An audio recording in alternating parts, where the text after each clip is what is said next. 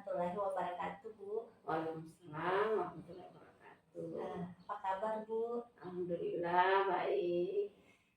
Saya mohon maaf karena sudah menyita waktunya Ibu. Seperti janji kita yang kemarin, Ya, hari ini Bu, saya akan mencoba melakukan wawancara dengan Ibu terkait tugas saya di pendidikan guru penggerak, yaitu pengambilan keputusan berbasis nilai-nilai kebajikan, yaitu tentang dilema etika dan rujukan moral. iya, Ibu ada sebentar ke depannya ada beberapa pertanyaan yang ingin saya ajukan kepada Ibu. Mudah-mudahan Ibu bersedia ya. iya bersedia. Wajah sekali Bu Mujahid.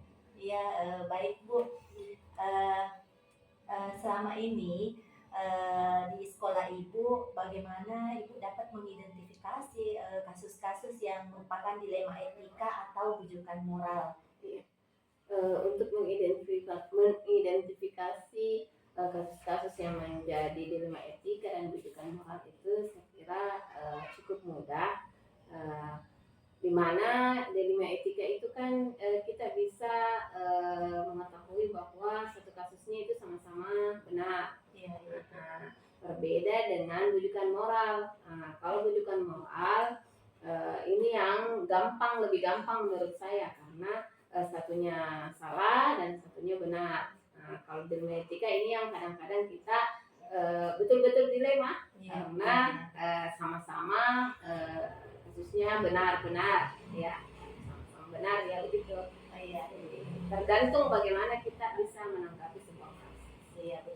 Oh ya, luar biasa sekali ya Bu. Berarti selama ini di sekolah Ibu sudah sering ada ya kasus-kasus yang merupakan dilema etika atau rujukan moral. Iya, terkadang kan dalam keseharian itu ada saja persoalan yang dihadapi. Guru-guru kadang menghadapi sesama guru ada persoalan. Di sisi lain guru dengan murid juga terkadang ada baik itu kasus dilema etika maupun kasus-kasus yang betul-betul membutuhkan penanganan yang ekstra menurut saya. Seperti inilah rujukan moral. Nah, kita bisa menyelesaikan otomatis dengan beberapa hal ya. Jadi ternyata di sekolah Ibu sudah sering ya menemui hal-hal seperti ini. Nah, terkait tadi kasus yang kita maksud, selama ini bagaimana Ibu selaku kepala sekolah menjalankan pengambilan keputusan di sekolah Ibu? Ya, betul. Setiap permasalahan atau kasus yang terjadi itu awalnya kita harus mengidentifikasi. Apalagi kalau ini adalah kasus dilema etika. Nah, apalagi kalau kasus dilema etika kita harus melibatkan beberapa pihak. Misalnya pihak yang terlibat itu kita harus mendengarkan hal-hal yang bersumber dari satu pihak, kemudian pihak lain juga kita dengarkan. Jangan mendengarkan suatu permasalahan hanya dari satu sisi saja. Jika hal itu terjadi, bisa saja kita sebagai pimpinan ini berat sebelah, artinya berpihak kepada satu orang sementara orang lain merasa terkucilkan atau merasa kurang diperhatikan. Nah, ini yang akan menjadi beban moral juga untuk kita sebagai atasan di sekolah. Oh iya, seperti itu ya Bu. Jadi dilihat dulu, diidentifikasi dulu kasusnya seperti apa. Nah, langkah-langkah atau prosedur seperti apa yang biasanya Ibu lakukan selama ini dalam memecahkan masalah dilema etika ini? Prosedur yang saya lalui itu seperti yang saya katakan tadi bahwa kita harus melibatkan dua belah pihak. Di mana kalau di antara kedua belah pihak itu tidak terlibat, otomatis hanya ada satu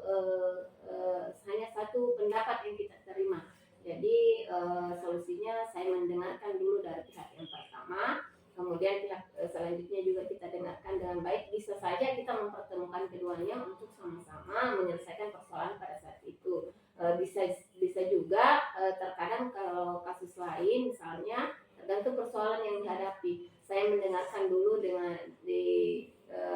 kasus yang dari satu orang, kemudian dari orang yang lain. Nah, nanti dipertemukan dengan duduk bersama, kemudian kita mencari bagaimana dengan cara sistem kekeluargaan lah, jangan sampai ini menjadi hal yang terekspos keluar sementara kita bisa menyelesaikan dalam lingkup internal sekolah kita. Oh, seperti itu ya Bu. Jadi intinya bagaimana kita bisa mencari solusi dan mendapatkan keputusan yang bertanggung jawab. Nah, terkait tadi langkah-langkah hal-hal apa saja yang selama ini Ibu anggap efektif dalam pengambilan keputusan pada kasus-kasus dilema etika. Ya, hal yang paling efektif itu melibatkan dua belah pihak. Di mana kita tidak bisa memberikan solusi jika hanya mendengarkan satu pihak saja. Jadi mereka yang terjadi kontroversi atau terjadi kesalahpahaman, kita harus mendengarkan satu pihak berbicara, kemudian pihak lain juga yang menjadi persoalannya kita juga harus dengarkan.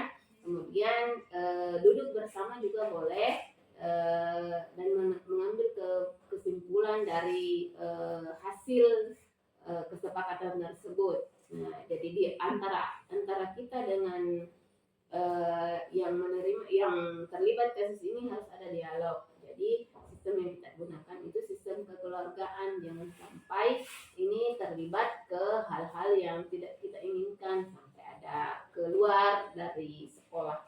Jadi artinya mereka terlibat semua, jangan sampai ada di antara mereka merasa tidak dilibatkan dalam pengambilan keputusan.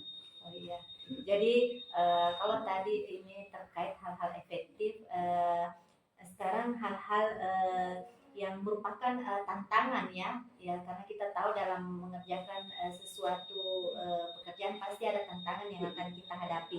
Nah sekarang hal-hal apa yang kadang menjadi tantangan Ibu sebagai kepala sekolah selama ini dalam mengambil keputusan pada kasus-kasus dilema etika? Ya. Betul, dalam setiap persoalan yang kita hadapi itu ada beberapa tantangan yang kita hadapi. Yang paling sulit itu adalah memberikan solusi yang tepat. Terkadang dalam pemberian solusi itu kita tidak boleh melakukan kekeliruan.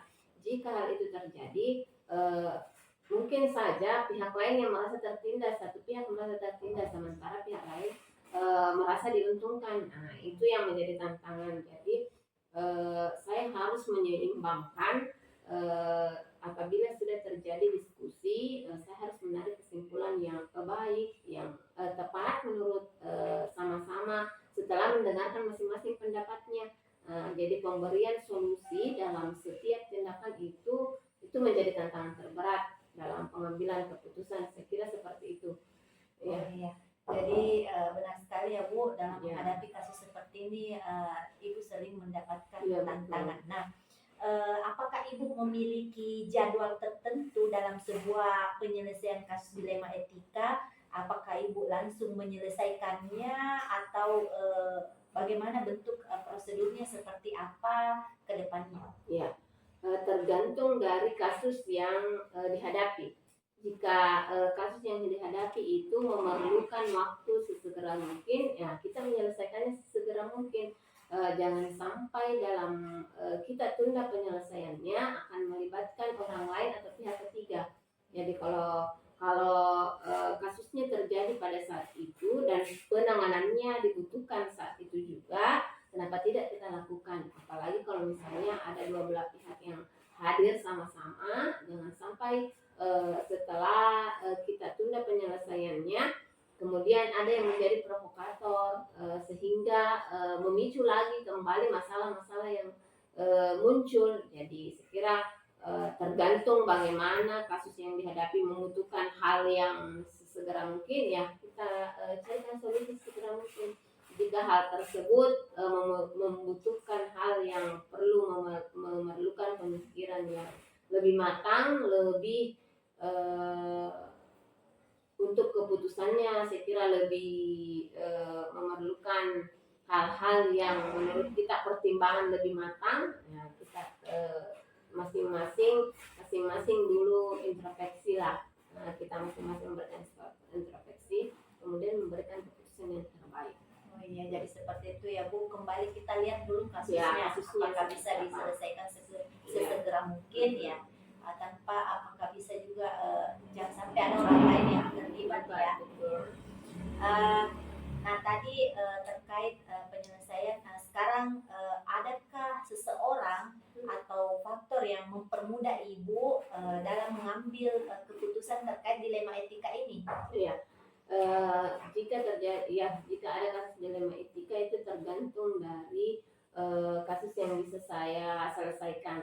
Misalnya saja kasusnya berat atau mungkin butuh penanganan pihak lain, saya pastinya lebih melibatkan ke pengawas satuan, termasuk juga komite sekolah, termasuk juga jika kasus-kasus itu melibatkan anak didik kita, artinya kita harus komunikasikan dengan orang tuanya.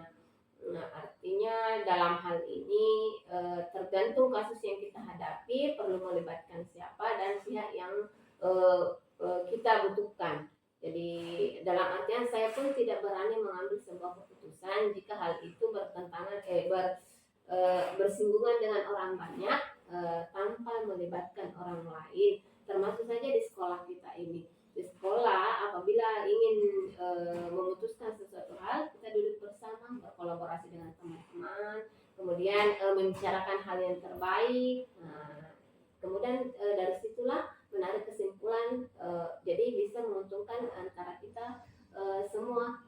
Jadi walau pelibatannya Bapak pengawas satuan pendidikan, apabila kita sudah tidak mampu menangani dan perlu membutuhkan bimbingan, perlu membutuhkan masukan, ya kenapa tidak? Mungkin beliau juga tidak merasa keberatan jika sekolah binaannya juga membutuhkan solusi atau pemecahan masalah, ya saya kira begitu. Oh iya, ya jadi tetap Koordinasinya, ada koordinasi dengan pengawas sekolah ataupun komite dan bahkan yang sangat penting adalah orang tua, apalagi jika murid itu sendiri yang mengalami kasus. Jadi tetap ada kolaborasi antara stakeholder yang ada di lingkungan sekolah ataupun pengawas yang ada di satuan pendidikan kita. Nah, terakhir nih Bu, dari semua hal yang telah Ibu paparkan, Ibu sampaikan pada hari ini, pembelajaran apa yang bisa Ibu petik dari pengalaman Ibu mengambil keputusan terkait dilema etika ini? Iya, pengalaman saya mengambil sebuah keputusan itu terletak pada bagaimana memberikan solusi yang tepat dan cepat. Nah, jika solusi yang diberikan adalah solusi yang terbaik, nah itulah yang menjadi pembelajaran untuk saya. Semua pengalaman dalam sebuah kasus itu kan berbeda-beda, penanganannya pun berbeda-beda. Berarti hal-hal yang menarik untuk kita pasti ada saja jika menghadapi sebuah kendala. Nah, itu tadi melakukan kolaborasi, kemudian koordinasi tentunya, jangan sampai sebagai pimpinan membuat keputusan hanya dalam satu pihak atau otoriter untuk kepentingan kita sendiri dan mementingkan diri sendiri. Nah, itu yang tidak bisa kita terapkan di sebuah sekolah. Harusnya kita sama-sama berkolaborasi dengan rekan-rekan. Wah, luar biasa sekali ya Bu. Jadi harus tetap intinya bagaimana berkolaborasi untuk mendapatkan keputusan yang terbaik dan bertanggung jawab. Ya, jadi terima kasih banyak Bu atas waktunya untuk melakukan bincang-bincang dengan saya hari ini, melakukan wawancara terkait dilema etika dan bujukan moral. Jadi cukup sekian dulu Bu. Terima kasih kembali, Ibu sudah meluangkan waktunya untuk saya. Saya kira dengan ucapan Assalamualaikum warahmatullahi wabarakatuh. Waalaikumsalam warahmatullahi wabarakatuh.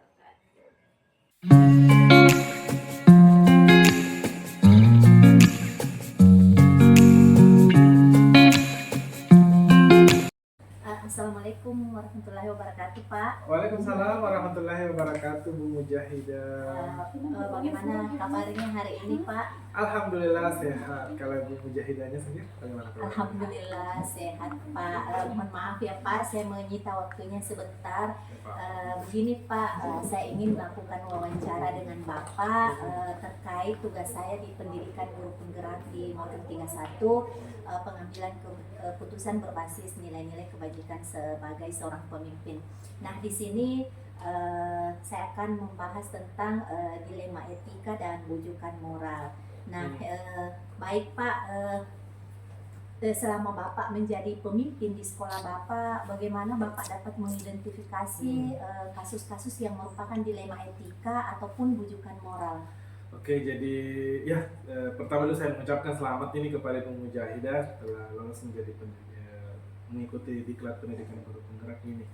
Nah, terkait dengan pertanyaannya tadi Bu Mujahidah, bagaimana cara saya mengidentifikasi kasus-kasus yang merupakan dilema etika dengan bujukan moral yang ada di sekolah. Jadi, mengidentifikasi kasus-kasus dilema etika dengan bujukan moral ini adalah langkah penting yang harus kita ambil dalam pengambilan keputusan yang etis yang ada di sekolah. Nah, kedua konsep ini sering sekali sebenarnya tumpang tindih dalam menentukan perbedaannya. Jadi, kalau boleh saya bisa definisikan bahwa bujukan moral ini adalah di mana seseorang itu dihadapkan antara benar dan salah secara moral. Sedangkan dalam etika adalah di mana kita dihadapkan pada pilihan antara benar, semuanya benar secara moral. Nah, seperti itu Bu. Wah, luar biasa sekali ya. Berarti Bapak selama ini sudah pernah menangani kasus yang mana yang termasuk dilema etika, yang mana yang termasuk bujukan moral.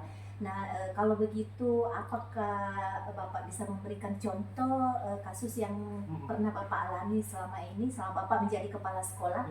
Jadi salah satu contoh yang saya bisa berikan kepada Bu Mujahidah adalah mengenai dilema etika adalah ketika siswa saya ini yang sering terlambat. Setelah kita identifikasi ternyata siswa tersebut adalah sangat jauh rumahnya. Inilah yang membuat guru-gurunya itu dilema bagaimana caranya mengatasi anak tersebut yang sering terlambat karena jarak sekolah dengan rumahnya itu sangat jauh. Ketika ini dibiarkan, ini akan mempengaruhi teman-teman yang lain. Ternyata kita bisa terlambat. Ternyata yang lainnya nanti teman-temannya lain beranggapan bahwa ternyata kita bisa terlambat. Nah, inilah yang menjadi dilema buat kami kepala sekolah dengan guru-guru bagaimana cara mengatasi hal tersebut. Nah, seperti itu contohnya, dan banyak lagi contoh-contoh yang lainnya. Ya, Bu Mujahidah. Oh iya Pak, jadi memang ini yang masalah keterlambatan terhadap siswa ini merupakan hal yang sering ya Pak, yang sering dialami, dan betul-betul Bapak sebagai kepala sekolah dan rekan-rekan guru menjadi dilema atas adanya kasus-kasus yang dialami oleh siswa kita. Nah Pak, terkait tadi kasus dilema etika, bagaimana Bapak menjalankan pengambilan keputusan di sekolah Bapak, terutama untuk kasus-kasus di mana ada dua kepentingan Pak yang sama-sama benar dan sama-sama mengandung nilai-nilai kebajikan. Nah, seperti yang saya katakan tadi di contoh tersebut adalah langkah yang saya ambil adalah dengan cara mengidentifikasi. Yang pertama adalah kenali dulu nilai-nilai yang bertentangan yang ada di dalamnya. Misalnya apakah itu kepentingannya individu, kepentingan individu menyangkut kepentingan umum tadi, atau apakah itu tentang kejujuran versus adalah kepentingan individunya. Itulah mungkin yang kita lihat. Kemudian kita juga bisa melihat adalah dengan mempertimbangkan konsekuensinya. Kita harus mengevaluasi dari setiap pilihan yang ada itu, baik dalam jangka pendek dengan jangka panjangnya. Kira-kira apa sih yang menjadi konsekuensinya, apa menjadi pengaruhnya nanti ini jangka pendek dengan jangka panjang terhadap permasalahan yang kita hadapi yang tadi. Kemudian ini kita harus konsultasikan dengan orang lain. Kita tidak hanya bisa mengambil keputusan bahwa saya sebagai kepala sekolah menentukan kebijakan, kemudian guru kelasnya itu sendiri, tetapi kita bisa melibatkan seluruh pihak yang terkait dengan tersebut, apakah kebijakan yang harus kita ubah atau kita memintai pendapat dari orang tua, dari siswa yang memiliki permasalahan tersebut. Nah, kemudian kita juga bisa menggunakan kerangka kerja etika, yaitu di mana kita dapat gunakan menganalisis dilema etika seperti etika apa yang terkait di dalamnya dalam pengambilan keputusan tersebut. Nah, seperti itu Bu Mujahidah yang bisa saya lakukan. Jadi kalau sesuai dengan apa yang Bapak paparkan tadi, ada beberapa aspek ya yang kita lihat apakah ini kasusnya bisa jangka pendek atau jangka Iya, panjang, kemudian konsekuensinya ya. konsekuensinya, kemudian kita melihat dulu pihak-pihak yang dilibatkan dalam kasus ini.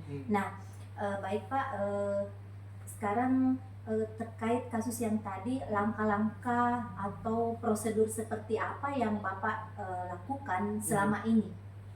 Jadi prosedur yang saya lakukan selama ini adalah yang pertama adalah identifikasi semua pilihan. Ya, jadi kita langkah-langkah identifikasi itu pemecahan masalah, kita itu identifikasi kira-kira apa yang harus kita lakukan terhadap kasus yang kita lihat tersebut. Kemudian menentukan nilai-nilai yang terkait. Jangan sampai ada nilai-nilai yang kita tidak lihat sehingga itu bisa mempengaruhi pengambilan keputusan yang kita ambil. Kemudian kita harus mengevaluasi setiap pilihan yang kita ambil. Apa yang seperti yang saya katakan tadi bahwa apa menjadi efeknya ini jangka pendeknya dan jangka panjangnya. Apakah ini mempengaruhi banyak orang atau hanya mempengaruhi individu anak tersebut atau pihak yang terkait. Nah, kemudian kita mempertimbangkan konsekuensinya. Nah, apakah ini tadi yang jangka panjangnya atau jangka pendeknya. Nah, seperti itulah prosedur yang kita ambil sehingga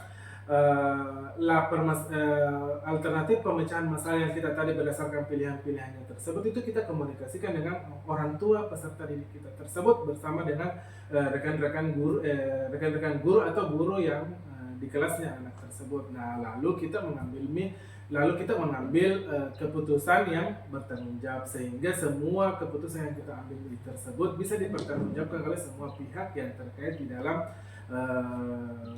permasalahan atau kebijakan-kebijakan yang kita ambil tersebut. Nah, jadi menurut Bapak ada beberapa langkah. Nah, setelah kita menganalisis beberapa langkah itu, kita mengkomunikasikan kembali dengan guru kelas yang misalkan menangani ketika ada kasus, kemudian kita dapat memutuskan sehingga keputusannya bisa lebih bertanggung jawab. Iya, betul. Nah, baik Pak, hal-hal apa yang selama ini Bapak anggap efektif dalam pengambilan keputusan pada kasus-kasus dilema etika? Jadi yang menurut saya yang efektif, langkah yang kita efektif yang kita lakukan dalam pengambilan keputusan terutama pada kasus-kasus dilema etika adalah membangun komunikasi kepada semua pihak sehingga keputusan-keputusan yang kita ambil ini tersebut nilai-nilai kebajikannya itu ada di dalamnya. Dan terus kita mengidentifikasi masalah-masalah apa yang terjadi, apa penyebabnya, itu yang menjadi apa penyebabnya, kemudian solusi yang kita tawarkan yang bisa diterima oleh semua pihak. Apakah kebijakan yang perlu kita ubah atau langkah yang harus dilakukan itu yang harus diubah, misalnya dari segi orang tua siswa, dari segi murid, dari segi gurunya, seperti contoh kasus yang saya sebutkan tadi. Sehingga inilah keputusan-keputusan yang kita ambil tersebut itu bisa kita pertanggungjawabkan secara bersama, yang bisa kita evaluasi, sehingga inilah bisa menjadi nilai-nilai positif yang bisa kita terapkan di sekolah ketika terjadi kasus yang sama. Wah, jadi dari jadi kedepannya sebentar ini masih ada beberapa pertanyaan ya Pak. Ya. Jadi terkait Bapak tadi sudah menyampaikan ada beberapa hal yang Bapak lakukan agar semuanya berjalan dengan efektif. Nah, sekarang Pak, tentunya dalam melakukan hal-hal kesemuanya itu tadi ada sebuah tantangan, betul. Ada sebuah tantangan, betul. Karena yang namanya pekerjaan pasti ada yang namanya tantangan. Nah, sekarang kira-kira seperti apa tantangan yang Bapak hadapi dalam mengambil keputusan pada kasus-kasus dilema etika ini, Pak? Baik, jadi tantangan yang kami hadapi, khususnya kami di SD 250 Marowangi ini adalah dalam hal pengambilan keputusan terkait dengan dilema etika. Seperti contoh kasus yang tadi itu adalah menghadirkan orang tua. Nah, ini karena kesibukan orang tuanya dalam mencari nafkah itu yang belum menjadi tantangan terbesar buat kami. Kemudian komunikasi orang tua dengan sekolah itu masih sangat terbatas. Nah, kemudian selanjutnya adalah tantangannya adalah bagaimana kita bisa melihat sudut pandang yang positif terhadap permasalahan yang dialami oleh peserta didik tersebut. Nah, kami sangat paham betul sekali bahwa orang tua ini kehadiran orang tua itu sangat sulit dilakukan, terutama karena jaraknya cukup jauh, kemudian sebagian besar orang tua itu tidak memiliki kendaraan, kemudian memiliki pekerjaan-pekerjaan yang tidak bisa yang ditinggalkan. Itu yang menjadi tantangan buat kami. Kemudian tantangan yang berikutnya adalah bagaimana kita bisa mengubah sudut pandang kita, tidak mencari kesalahan dari apa yang dilakukan oleh peserta didik kita, dan seperti contoh kasus yang tadi saya sebutkan, tetapi kita bisa mencari melihatnya secara positif, kemudian kita mencarikan solusi yang terbaik, alternatif pemecahan masalah yang bisa kita terapkan, yang bisa kita lakukan sehingga meminimalisir kasus-kasus yang seperti itu yang sering terjadi di sekolah. Oh iya Pak, jadi Bapak tadi mengatakan tantangan terberatnya itu ketika dihadapkan dengan orang tua ya Iya, Pak ya. betul. Dan memang Pak dalam menyelesaikan kasus itu memang keterlibatan pihak dari orang tua memang itu sangat Iya, penting. penting. Nah kalau misalnya orang tua yang menjadi kendala itu memang kedatangannya orang tua ke sekolah itu memang Iya. agak-agak sulit ya Pak. Nah terkait tantangan tadi, apakah Bapak memiliki jadwal tertentu dalam menyelesaikan kasus dilema etika ini? Nah, apakah Bapak langsung menyelesaikan di tempat, ataukah Bapak memilih jadwal untuk menyelesaikannya, ataupun bentuk atau prosedurnya seperti apa yang selama ini Bapak jalankan? Ya, jadi dalam hal pengambilan keputusan tersebut adalah ada yang kita selesaikan di tempat dan ada yang kita jadwalkan. Misalnya persoalan-persoalan itu tidak perlu melibatkan orang tua atau melibatkan pihak-pihak lain yang di luar sekolah kita, itu kita selesaikan seketika itu dengan mempertimbangkan hal-hal atau moral yang dalam hal pengambilan keputusan atau nilai-nilai kebajikan yang dalam pengambilan keputusan tersebut. Namun ada hal-hal atau kasus-kasus yang lain yang harus kita jadwalkan, seperti saya katakan tadi di tantangan, bahwa dalam hal pelibatan di luar sekolah itu membutuhkan waktu, membutuhkan penyesuaian dengan kegiatan-kegiatan dari orang tua siswa.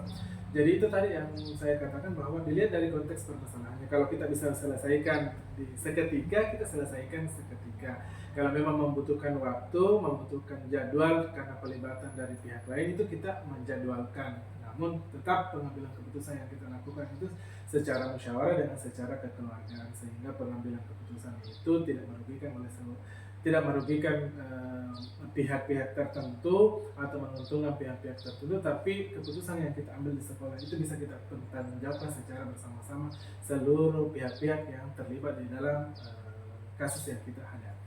Wah, seperti itu ya Pak. Jadi kembali masalah jadwal ini Pak, kasusnya ini kita lihat, kita analisa terlebih dahulu apakah bisa diselesaikan secara seketika itu atau membutuhkan waktu ya. Tapi kembali ke semua penyelesaian penjadwalan ini tetap dimusyawarahkan secara bersama agar mendapatkan keputusan yang bertanggung jawab ya Pak. Betul. Terkait tadi adanya jadwal sekarang, apakah ada seseorang atau faktor yang selama ini mempermudah Bapak atau membantu Bapak dalam menyelesaikan kasus-kasus dilema etika ini Pak? Ya, jadi orang-orang atau faktor yang dapat mempengaruhi saya, mempermudah saya dalam mengambil keputusan itu adalah melibatkan rekan-rekan guru. Itu rekan-rekan guru dalam hal pengambilan keputusan di sekolah itu harus kita libatkan. Kemudian kita juga bisa melibatkan pengawas sekolah terkait kebijakan yang besar. Kemudian warga sekolah, orang tua siswa itu juga kami sangat libatkan dalam hal pengambilan keputusan. Tidak hanya dalam kasus-kasus yang dihadapi oleh peserta didik, tetapi kebijakan-kebijakan yang akan kita terapkan di sekolah itu kita melibatkan orang tua siswa dalam hal pengambilan keputusan, sehingga apa yang menjadi harapan orang tua terhadap sekolah itu kita bisa dengarkan dan kita bisa pertimbangkan dalam hal pengambilan kebijakan, sehingga pelibatan orang tua, pengawas sekolah atau komite sekolah dalam kebijakan sekolah itu mempermudah kami dalam pengambilan keputusan. Oh iya Pak, jadi ada beberapa Pak yang terlibat di dalam mengambil sebuah keputusan misalnya ada pihak-pihak yang ada dalam sekolah atau stakeholder yang Iya. ada, kemudian tentunya tetap melibatkan orang tua Iya. dan tentunya Bapak pengawas juga Iya. ya Pak ya. Hmm. Nah, sekarang saya punya ini pertanyaan terakhir ya Pak ya.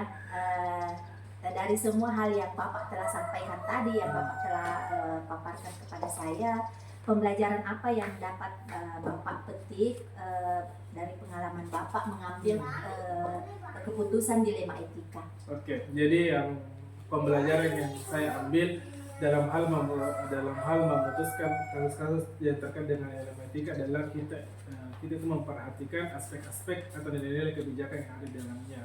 Kemudian dalam hal pengambilan keputusan itu kita kolaborasi atau melibatkan seluruh warga yang ada di sekolah, baik itu dari segi guru, dari tenaga kependidikan, bahkan kita bisa melibatkan orang tua dan pengawas, sehingga kebijakan-kebijakan yang kita ambil atau solusi-solusi yang kita ambil terhadap kasus-kasus yang dialami yang terjadi di sekolah itu bisa dipertanggungjawabkan secara bersama. Nah, kemudian selanjutnya adalah kita harus mendengarkan semua pihak terkait terhadap kasus yang kita hadapi. Kita tidak bisa mengambil keputusan hanya mendengarkan satu pihak, tetapi kita dalam mengambil keputusan itu kita melibatkan semua pihak yang terkait di dalam kasus-kasus tersebut, sehingga keputusan yang kita ambil seperti yang saya katakan tadi adalah bisa kita pertanggungjawabkan secara bersama. Wah, ya luar biasa sekali ya Pak. Ada beberapa hal, ada beberapa banyak pembelajaran yang bisa dipetik terkait adanya kasus-kasus pengambilan keputusan dilema etika ini. Ya, jadi terima kasih banyak Pak sudah Sama-sama, Bu. bersedia meluangkan waktunya untuk berbincang-bincang dengan saya, melakukan wawancara. Sekali lagi saya mengucapkan terima kasih banyak. Jadi wawancara kita hari ini Pak cukup sekian. Saya akhiri dengan ucapan Assalamualaikum warahmatullahi wabarakatuh. Waalaikumsalam warahmatullahi wabarakatuh.